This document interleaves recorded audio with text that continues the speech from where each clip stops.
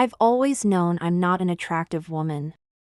Not in the self-deprecating, fishing for compliments way, objectively, by conventional beauty standards, I'm plain at best and unappealing at worst. It's something I've had to make peace with over the years. I've lived with the reality that being an ugly woman changes the way the world treats you, and it's not often kind. 4 years ago, I met my husband, and he was the best thing that had ever happened to me. From the beginning, he told me I was beautiful often, sincerely, in a way that somehow didn't sound like pity or obligation. Not like how my mother might say it, out of unconditional love, but like he genuinely believed it. I let myself start to believe it too. Then Saturday night happened. He had some of his oldest friends over, guys he's known since high school, for their usual hangout. They meet several times a month to catch up, play games, and joke around. I was upstairs in the kitchen making snacks and drinks for them. Their voices carried up from the basement, and before I realized it, I was eavesdropping. At first, I didn't really register what they were talking about. But then I realized they were talking about me. A couple of them were teasing my husband, specifically about my looks. It was framed as just joking, but I could tell from the tone it wasn't kind. One of them actually called me a troll. Before I could even process that, I heard my husband's voice, loud, furious. "Listen, shut the fuck up. I know, my name is ugly, but shut up. She makes me happy. Does your bimbo of the week do that, Jim? Dave, how long's it been since we've hung out and you haven't bitched about your wife?" He kept going, laying into them, but the only words that stuck in my head were, "I know she's ugly. I know she's ugly." Over and over. My chest went cold. I'd always known I wasn't attractive, but part of me had believed, or maybe wanted to believe, that he didn't see me that way. That to him, I was beautiful. Hearing him say otherwise, even in the middle of defending me, was like having that belief ripped out of me in one sentence. I slipped away to the bathroom and got into the shower so no one would hear me cry. By the time I came out, the house was quiet. His friends had left early. I went to bed without a word. The next day, I avoided him as best I could.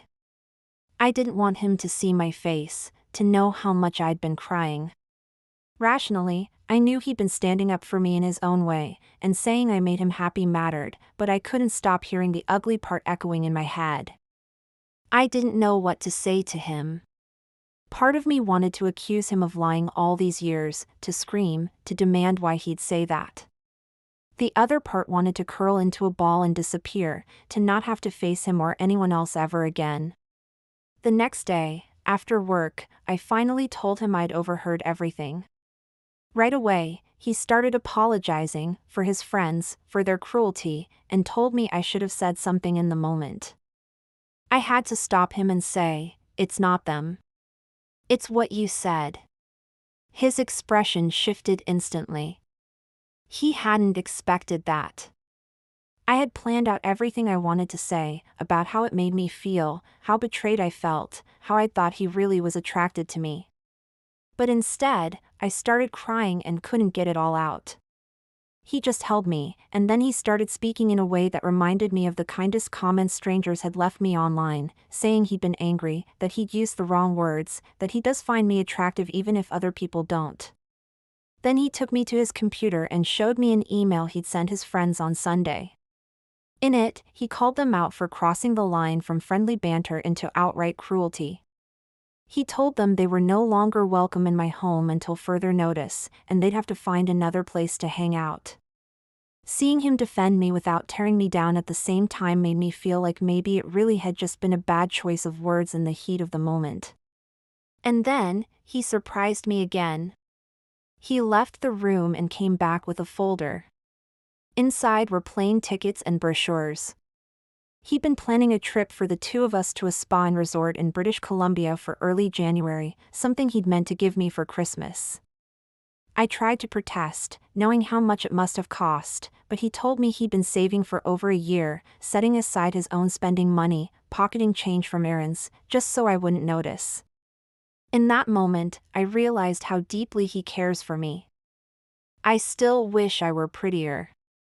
That's not something that disappears overnight. But I can also see how lucky I am that my worth to him isn't tied to how I look, even if my insecurities sometimes try to convince me otherwise. I still don't love my reflection in the mirror. But I know now that prettiness and happiness are not the same thing.